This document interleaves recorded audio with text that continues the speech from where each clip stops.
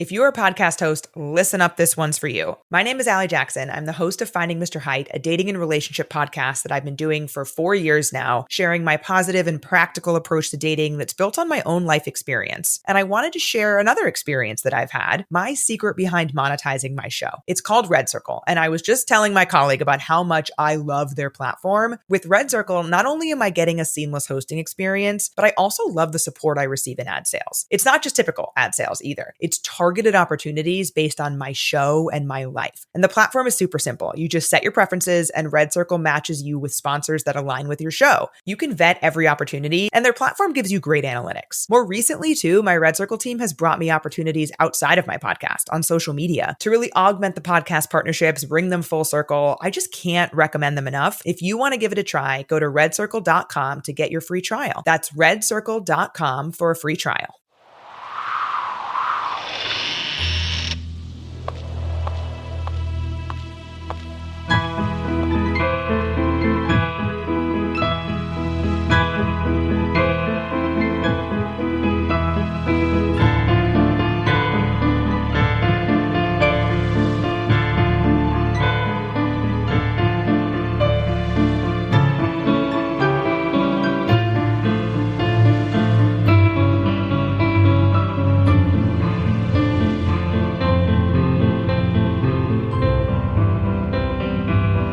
Things with Wings Productions presents Chapter 3 of the Skylark Bell Skyedive. I'm your host, Melissa Oliveri. In last week's episode, we learned about a strange and frightening recurring nightmare where Farfalla finds herself underwater. In today's episode, we read Chapter 3, The Dreamcatcher, in which Farfalla celebrates her 16th birthday. Today's podcast partner is Something Rather Than Nothing. Host Ken Vellante does a phenomenal job of bringing art philosophy to the forefront and finding unique perspectives through his roster of guests. You can find an interview with me on the Something Rather Than Nothing podcast on my website. I'll also provide a link directly to the Something Rather Than Nothing podcast. Now it's time to settle in, grab a blanket and a warm drink, and let's get started. July 8th, 1921. Today is my birthday. Not just any birthday. Today I'm 16 years old. 16 years seems like such a long time, doesn't it? 16 whole years on this earth. I think Paloma is envious. She can't wait to be old enough to move away to the big city. She says it's not fair that I'm always 2 steps ahead of her. I'm wearing my prettiest burgundy dress, and Mama has done my hair up in braids. She says I look sophisticated. That's only because she didn't see my muddy feet before I slipped them into my shoes. I've invited some friends from school to celebrate, all my closest friends.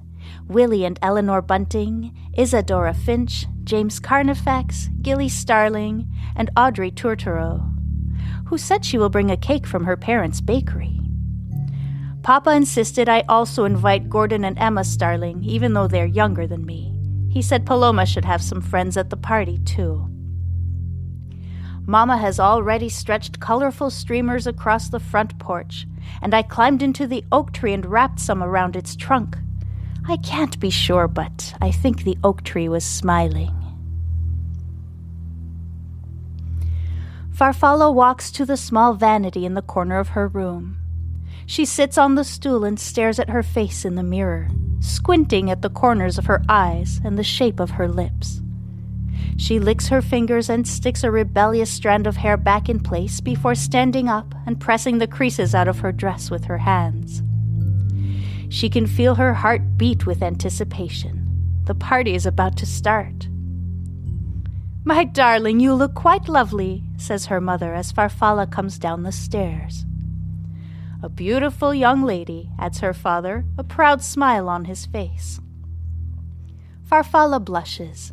"Thank you," she whispers. Just then she hears a knock at the door and jumps up with delight. "Our first guest," she squeals. She races to the door and swings it open. "Hi, Gilly," she shouts, throwing herself into her friend's arms, her enthusiasm nearly knocking the girl over. "Happy birthday," says Gilly, handing Farfalla a box wrapped in brown paper and decorated with a bright yellow satin ribbon. "Hi, Gordon. Hello, Emma," says Paloma from behind Farfalla's shoulder. The twins wave sheepishly and hand Farfalla a bag decorated with tissue paper before skipping over to Paloma. Behind them comes James Carnifex, who hands Farfalla a small package. "This is for you," he says, blushing. "Thank you, James," she says, noting how the sun is reflecting off his blonde hair and turning it almost white. Farfalla blushes slightly and waves him into the house. She glances down the lane and sees Willie and Eleanor Bunting making their way toward the house, Audrey Tourtereau walking with them and carrying a large box with a bright blue ribbon. Farfalla, unable to contain herself, races down the lane, the wind loosening several strands of hair from the grip of her mother's braids. "Happy birthday!" shout Willie and Eleanor in unison. "Bonne fête," says Audrey, in her usual quiet voice. "Thanks, everyone. I'm so excited to see you. Please follow me," she says, leading them up to the house. She gets her guests settled in and peeks out the window. Isadora Finch is finally coming up the lane. Farfalla races out to greet her. "Hello, Farfalla. Happy birthday," says Isadora in her calm, even manner.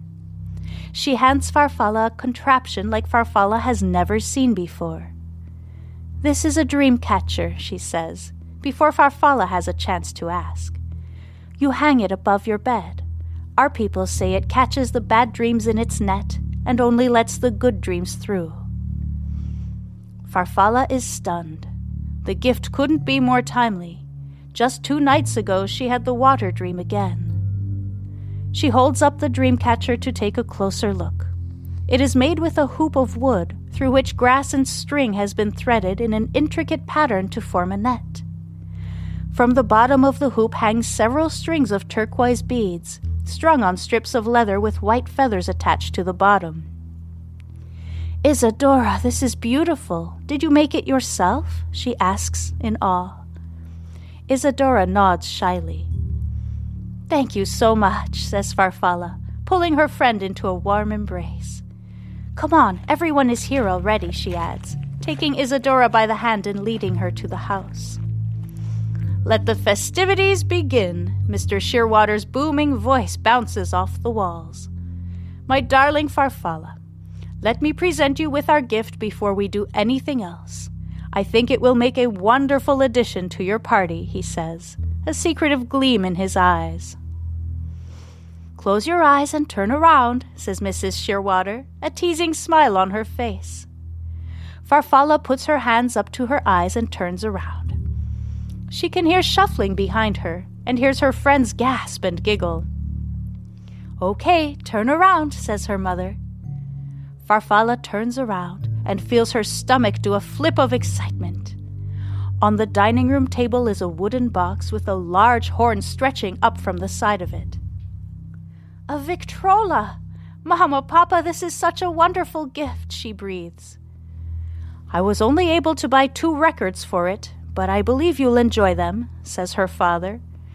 He places a record on the Victrola and turns the crank. Like magic, music fills the room. William Bunting grabs Audrey Tourtereau and begins dancing around the living room. Within moments, Gordon, Gilly, and Eleanor are joining in. Isadora and Paloma sit shyly in the corner, talking about the latest Agatha Christie novel. "May I dance with the birthday girl?" asks James Carnifex, holding a hand out to Farfalla. Farfalla nods, hoping he hasn't noticed the pink rising in her cheeks, and takes his hand. The pair swirls around the room, everyone bumping into one another and laughing madly.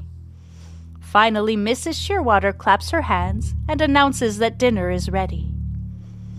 Everyone makes their way to the table, their loud chatter trailing behind them. They eat merrily while discussing their plans for the summer. At long last, Mrs. Shearwater carries the box that Audrey Tortoro brought, sets it on the table, and opens it so everyone can see the contents. Farfalla gasps in amazement. "Audrey, this is the most beautiful cake I've ever seen. I almost don't want to cut and eat it." "Almost," she emphasizes, laughing. The cake is iced in white frosting and decorated with garlands of flowers and brightly colored birds all around. In perfect cursive words, "Happy 16th birthday, Farfalla," is written on the top with pale blue icing, the I in birthday dotted with a small flower. Mrs. Shearwater serves everyone a slice of cake. It is as delicious as it is beautiful. Once everyone has finished eating, Mr. Shearwater announces it is time for Farfalla to open her gifts. "This was sent in the post from your cousin Bruno," says Mr. Shearwater, handing Farfalla an envelope. Farfalla opens it carefully and pulls out a photograph of she and her cousin when she was visiting last summer. He had been very excited to explain the inner workings of his camera. Farfalla smiles warmly at the memory. Next, she opens the gifts that the Starlings brought over, starting with the box from Gilly, which contains a beautiful dark blue leather sketchbook with a hummingbird etched on the front in gold. The bag from Gordon and Emma contains a lovely bouquet of dried flowers in a small glass vase, with a yellow satin ribbon tied around it to match the box that Gilly's gift was wrapped in. The package from Willie and Eleanor contains an intricately illustrated book of native flowers and birds. Next, she opens the small box from James Carnifex and finds a brooch in the shape of a swallow, its eyes encrusted with a bright blue stone. "Oh, James, this is beautiful," she says, pinning it to her dress. James blushes and smiles warmly at her. Finally, she opens Paloma's gift and finds a long silver chain with a charm on it in the shape of a tree. "It's supposed to be the oak in our front yard, the one you love so much," says Paloma, leaning in to gauge Farfalla's reaction. "Paloma, it's absolutely perfect. Thank you so much, everyone," she says, her voice filled with gratitude. "Oh, let me show you what Isadora brought," she adds, suddenly remembering the Dreamcatcher. She runs to the coat rack by the front door where she left it hanging and scurries back to the sitting room. She holds it up proudly and explains how it works. She and Paloma give one another a knowing look when she gets to the part about the Dreamcatcher filtering out bad dreams. "How curious," says the ever-practical Mrs. Shearwater. "I think it's lovely," says Audrey softly, walking over to take a closer look. The sun begins to sink below the horizon and Farfalla's guests start to leave one by one. Isadora is the last to go, and Farfalla walks her down the lane. They get near the oak tree, and Isadora stops in her tracks, tilting her head to the side like she is listening intently to something only she can hear. Her brow furrows, and she closes her eyes. Farfalla stands next to her, perplexed, but not daring to disrupt whatever is going on by speaking. Finally, Isadora opens her eyes and turns toward the tree, a look of worry on her face. "There will be a long silence," she says, her gaze unwavering. "Beware the dark horse in the snow." "What do you mean?" asks Farfalla, her voice quivering. Her hand instinctively goes to the tree pendant on the silver chain Paloma gifted her earlier. "I don't know any more than that, I'm sorry," answers Isadora, turning to face Farfalla. "My people believe all things have a spirit in them, including trees. This one is different. I can't explain it. Just be careful," she ends, lacing her arms around Farfalla in a warm embrace that does nothing to dispel the chill going down Farfalla's spine. "Are you sure you're okay getting home in the dark? I could ask Papa to give you a ride," suggests Farfalla as they part ways at the bottom of the lane. "I'll be fine. I'm well acquainted with the night creatures," smiles Isadora. She takes a few steps down the road before stopping and turning around. "Sweet dreams, Farfalla," she shouts. Farfalla waves goodbye, then turns and walks back toward the house, the silhouette of the oak tree towering above her against the indigo sky. Thank you so much for listening. Join me next week for Chapter 4, The Aviary Finishing School for Girls of Distinction, in which Farfalla and her sister Paloma return to boarding school, to Farfalla's great chagrin. The Skylark Bell is brought to you by Phaeton Starling Publishing and features original music by Canal. If you're enjoying this story, please consider leaving a rating or a review. They're both greatly appreciated. I also love to connect with listeners on social media. You can find me on Instagram, Facebook, and Mastodon, as well as the contact form on my website. If you'd like to support my work, you can also join my Patreon, where you get early access to ad-free episodes, as well as MP3 downloads of the music, artwork, behind-the-scenes videos, and more. Just check the show notes for all necessary links. Once again, thank you for listening. I'm Melissa Oliveri, writer, host, and producer of the Skylark Bell podcast.